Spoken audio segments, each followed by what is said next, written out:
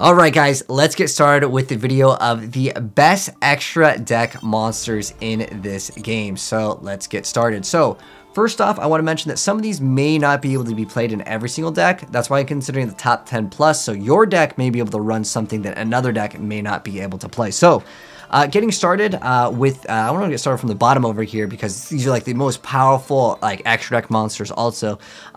Getting started, most decks can make as link monsters. You just need like effect monsters. Access Code Talker is one of the go-to cards, and I'll also explain kind of briefly why these cards are the best cards. So Access Code Talker is basically used when you want to go for a game. He's going to get a massive amount of attack. Your opponent actually cannot activate cards or effects in response to activating this card's effect. And what happens is you're able to just target one link monster. So you're going to usually get something that has a decent amount of attack, and it's going to have somewhere into 4,000 or 5,000 attack. And then you get to banish a link monster from your field or graveyard, and you can pop a card. It's kind of like the New Age Dark Arm Dragon if you've played that card before, and your opponent can't respond to it, which makes it very, very powerful. But yeah, that's Access Code Talker. He is an ultra rare. In fact, most of the things are going to be ultra rare. The next best extra deck monster is going to be Appaloosa, Bow of the Goddess. This is a very common card that people will throw out in higher levels of play. So what it does is it has its attack based on the number of monsters used to actually make it. Now, the important thing with it is that you have to use 2+ monsters with different names except for tokens to actually summon it. But every single time that you negate, it loses 800 attack, which is actually kind of the way that they balance this card. So usually you try to make this card and then you combo even further because it makes you safe on a lot of the hand traps that normally would be played. So this card is very, very good for going into negate your opponent's turn, basically when they start. Next up, this is kind of conditional, but it is one card that a lot of people do really like. For very certain decks that can special summon a ton of times, or they need to cycle their cards, this card is excellent for doing that. It does require 2+ monsters with different names, but specifically when it's link summon, you get to draw 4 cards, and then you place 3 cards from your hand on the bottom of your deck in any order. It really sets you up. It's probably one of the most insane draw power cards of all time. Next up, this one can be played in pretty much every single deck. The other ones, sorry, just a little bit iffy, but it is a generic card, so that's why I'm trying to include those. So Nightmare Unicorn over here is excellent because what it does is it is a link 3, and when you link summon it, you discard a card, then target a card in the field and shuffle into the deck. It's like the go-to card to just bounce something back. Castell's also pretty popular, but he's just more versatile for a majority of decks. But Castell is kind of like the same card in a sense, which is another card that's a rank 4. I didn't include him because he's just kind of better. Protoplat Verde Anaconda, it's out 1 for reasons. It's an insanely powerful card. Now, Dragoon is not legal in Master Duel, but it's still a very, very powerful card that lets you change something to dark. That effect that never gets used out. You pay 2,000, you send a fusion or polymerization, normal or quick play, and then that effect becomes that. Now, you can't special monster for the rest of the turn after you use that effect. Which is kind of a downside to it, but like it's so worth it. Yeah, you can't special monsters for the rest of this turn, but you special summon and then you go into Anaconda and then you get the extra card. That's usually what people want to do with it. But yeah, Dragoon is not legal, so it technically sees a little bit less play, but when DPE comes out or if it's like unbanned eventually in the OCG, that card's insane. This card will actually win games on its own. It's a generic one, but you will have to play Artifact Scythe in it, and then you actually end up using a combo with Halki Firebrax to pop it with something called Wonder Magician. But this card is excellent if you want to stun your opponent. Basically, how this works is you set Artifact Scythe. Artifact Scythe will be popped on your opponent's turn, and what happens is your opponent is locked out of the extra deck for the entire turn. It's really, really powerful, especially because if your opponent has certain things that would stop your combo by, like, let's say Dark Rhythm or summon another board, or Droplet, summon a board, like if you do this to them, you know, earlier on, then it is pretty nasty. But usually they'll open up with it, so that combo is almost redundant, like it doesn't really work. But that is kind of the theory behind some players that want to make this, but I will always argue that Nat Beast is better in most scenarios because that card is insane in this format. Next up, Masquerena. If you guys have played with Formula Synchron, that's kind of like what this card does. It's during your opponent's main phase. It just requires 2 non-link monsters. You get to immediately link summon 1 monster. It basically adds another threat to the board that can be versatile, that lets you summon on your opponent's turn, making maybe a powerful monster to do something really cool. And links have just really outclassed synchros in the most recent time. This one's actually a really simple card. Everyone should craft it. It's only a super rare. Most of these are even ultra rare here. But Nightmare Phoenix is great. It's just 2 monsters, and what you do with it is when it's link summoned, you discard a card and you pop a spell or a trap that your opponent controls. It has another effect, but it doesn't really matter because it's not like part of it. It's just if you just pop a spell and trap, it's a Mystical Space Typhoon on legs, basically, although it's not quick play. Unless I guess you can go for it during your opponent's turn because it gets its effect when it is linked summoned. Next up, Halki Firebrax. This is a very, very awesome card as well. It's 2 monsters, including a tuner. It just lets you special summon 1 level 3 or lower tuner from your hand or deck in defense position. It can't activate its effects this turn, but then during your opponent's main phase or battle phase, you get to banish this card you control, and then you can special summon 1 tuner synchro monster from your extra deck. It's usually used to summon the TG, Wonder Magician, or you can go for a combo with the Synchro Dragon that dumps another card into the graveyard that does other things, which is what I use it for, but it's just to get out another tuner, and it really helps out to surprise your opponent in another disruption. Electromight, this card is actually banned in the current English version of the game. It's so incredibly powerful. It could be something that could get banned, keep that in mind. If you're a Pendulum player, you have to play this.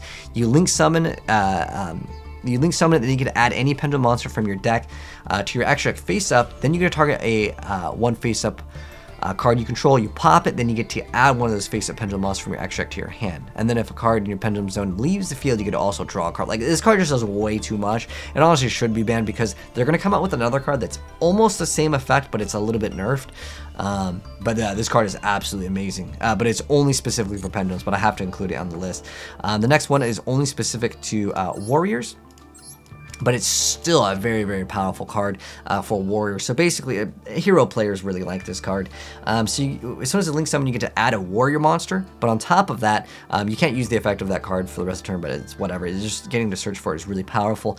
And then you get to send any number of equip spells with different names from your deck to the graveyard to summon a warrior monster with levels equal to the number of cards you sent. This could be, usually it's used to send Phoenix Blade, but it's currently illegal to play, but it's legal in the TCG, but not in Master Duel. If that card comes back, this card becomes even more powerful, but it actually facilitates the whole engine of a lot of warrior decks. So if you're playing warriors, again, this is conditional, like I mentioned. Some of these are going to be only for certain decks. That's why I make it top 10 plus. So that card's really good for that. Now, AE Zeus is an excellent card, specifically in like Zodiac variants of Tri-Brigade. Great as well. This card over here is going to be summoned by just, if one of your Exceed monster battles, you get to slap it right on top of it after. And it has a quick effect where you get to detach 2 materials to send all other cards from the field to the graveyard. Usually that's going to be just like, you're going to have 1 ability with that, but if you're playing like Zeus or any deck that can stack a bunch of XYZ cards on top of each other, you can get that effect again and again, and it's super annoying to have to deal with for that quick effect of detaching 2, and it sends, it doesn't destroy, and that's what makes this card super powerful. Plus the stats are 3,000, 3,000, excellent, excellent. And then on top of that, you can attach 1 material from your hand, deck, or extra deck to this card as material if another card you control is destroyed by battle or by an opponent's card effect. So it gets to attach more, and it just sends 2 to get rid of everything. It's such a really insane card. It's at 1. This card is for some decks only. Mermel's even used to play it, but any deck that can make use out of this, specifically Virtual World, like heavily relies on making this card turn 1. True King of All Calamities requires 2 level 9 monsters, but it's a quick effect that detaches material. You declare an attribute, doesn't really matter what you choose. All face up on the monsters on the field become that attribute, and all monsters in your opponent's possession with that attribute cannot activate their effects or attack. And the monsters that are True Draco and True King monsters in your hand that would destroy with their effects can be chosen from your opponent's field. That effect doesn't matter. The only effect is that you activate this and you say whatever type, and your opponent just loses all their effects on the field for the entire turn. And it's just one of the most broken cards that's still legal in the game. It should be banned. It is actually banned in regular game. But yeah, this is for rank 4 decks. This is Baguska. So he's a rank 4, and he's like the stall card. Like if you guys played Zen mains before, he's like Zen mains on the next level. So it's just 2 level 4 monsters. I make this card quite often when my opponent max sees me. He's an excellent card to go into. So you summon him in defense mode, and what happens is during each one of your standby phases, he loses 1 material. But how he works is in defense position, every single time your opponent summons a monster, it gets moved to defense position, and it cannot activate its effects.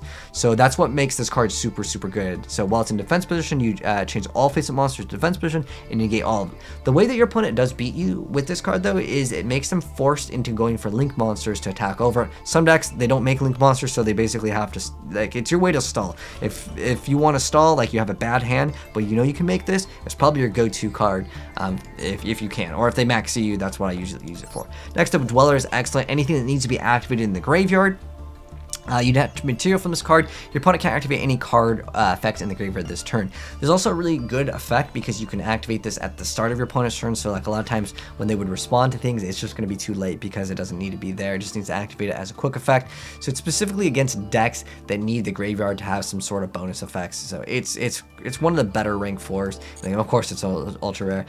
This one's kind of conditional, but it does have this effect where you're able to can't be shred, and then at the start of the damage step that this card battles, it's F0. There's a combo with Luralus, but it requires 2 exceed monsters with the same rank. This is kind of more conditional, but it's still one of the better cards. You can take control of that opponent's monster until the end of the battle phase. This one's more conditional. I'll get into some other conditional cards, but I just kind of ran out of room originally when we were making this list.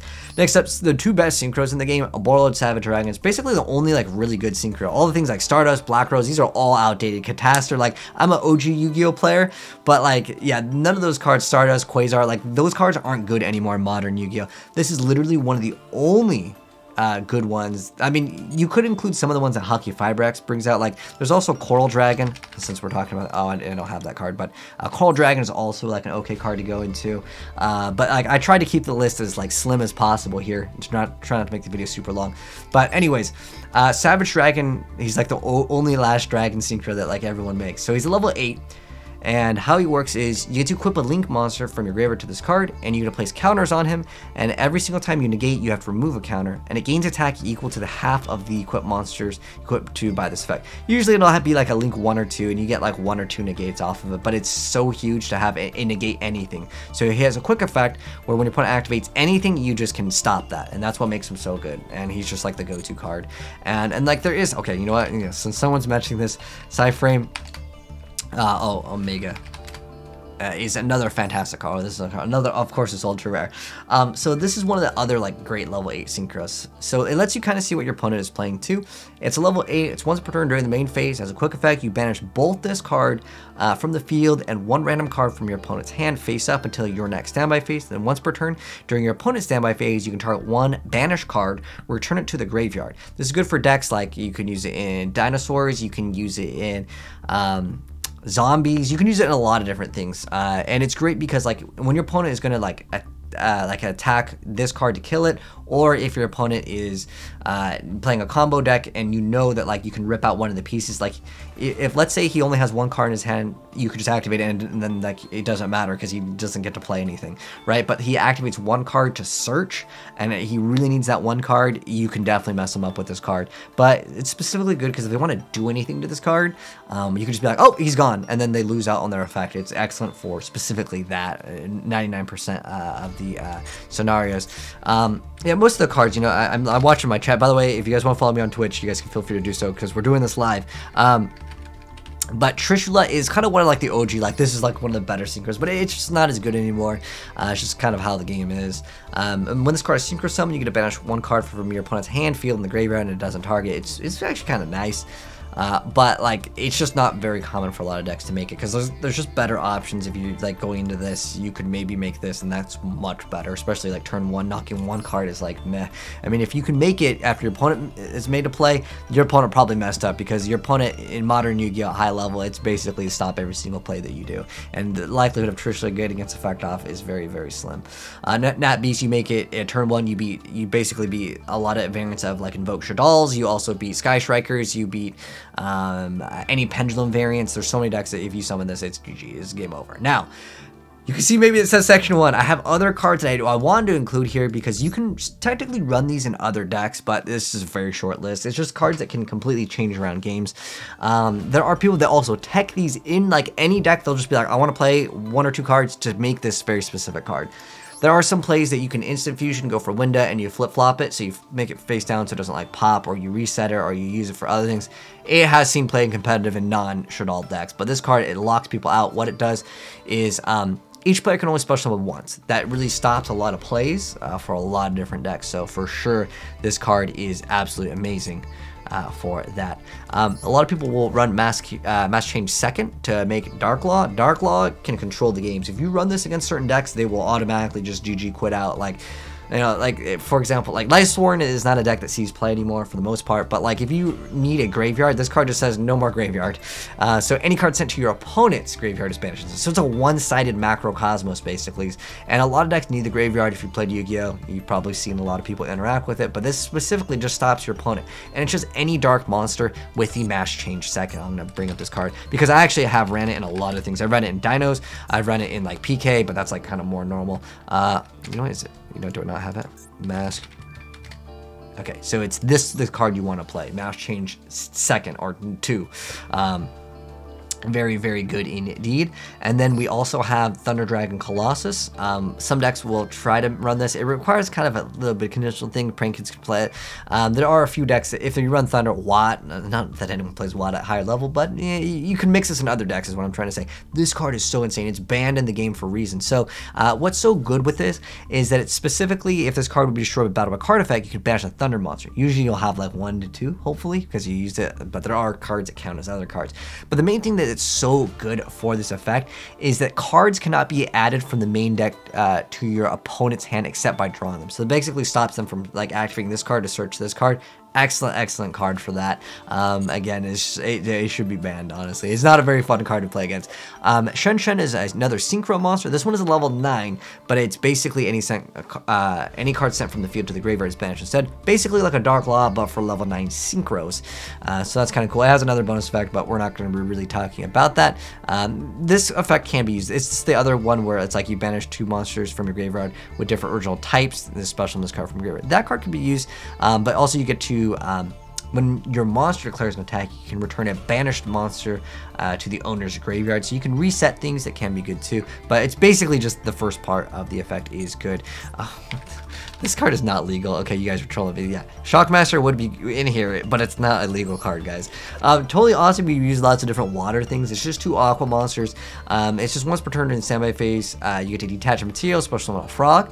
But it's just 2 aqua monsters. You can actually use this card very easily in rank 4 decks as well. But specifically for water. But it's a quick effect. It's once per turn when your opponent activates a spell trap or monster effect. Quick effect. You send an aqua monster from your hand or face up on the field to the graveyard, which can include itself. You get to negate the activation, destroy it. Then you get to set the card to your field. So you can set the monster, set the if you stop someone's like let's say like Dark Hole, Raigeki, anything, and you take the card. It's a snatch steal that steals spell traps, monsters. It's really cool. Very awesome effect over there with this guy, and you can make him with Bahamut. Bahamut Shark is 2 level 4 water monsters. There's a new water deck that I don't know if they're gonna release it soon, but it's actually pretty powerful, and you can Bahamut Shark, and obviously you can go into this. It's like yeah, it's, I don't know if it's fully out yet though. Also Union Carrier. Oh, you know what? There's also okay, this card I do need to kind of include because some decks can make it, and it's again, I'm trying to make this top 10 plus, so it includes some decks that can make this. So it's 2 monsters, including Wing Beast monster, obviously Tri Brigade to make it. You can make it in Harpies. But so what's so good with this is it has this effect where is it? Your opponent can't. It cannot be used as link material. Your opponent can't target this card with or Wing Beast monsters. This card points to with card effects, and if this card is destroyed by battle destroyed by battle, you can destroy another some more card you control instead. It's specifically used during your end phase. You get to special summon a Wing Beast monster from your hand or deck equal to or lower than the total number of unused spell and trap zones on the field. So it's pretty much used for statues. Statue. Oh, is spelled wrong?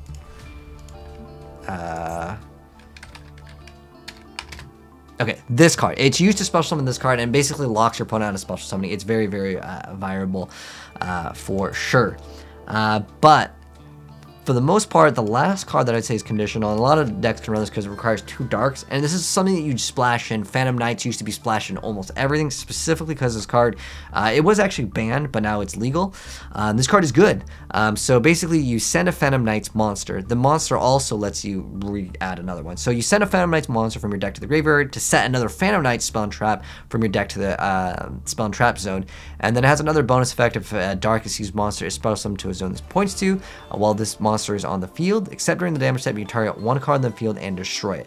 That effect's pretty cool too, but it's specifically because you send the Phantom Knight. The Phantom Knight then lets you set another one. The card that you're going to be going for basically is you get double Fog Blades. I actually was in the middle of building this deck. It's good.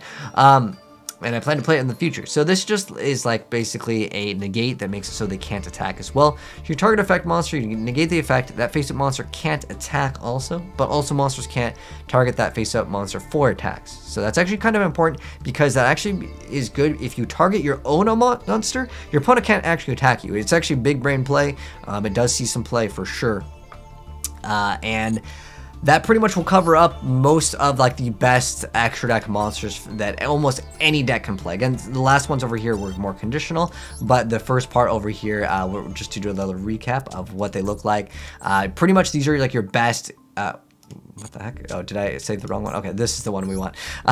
This is pretty much the go-to and some of the best cards that you can make right now for most decks. Again, some decks may want to play other cards, but hopefully this video helps a lot of other beginner players understand what cards to make in maybe their deck. But anyways, if you guys enjoyed the video, drop a like on it. If you're new here, hit subscribe, turn the bell to see more Master Duel content. And if you guys want any other like best of whatever, let me know in the comment section below. We'll drop it, but peace.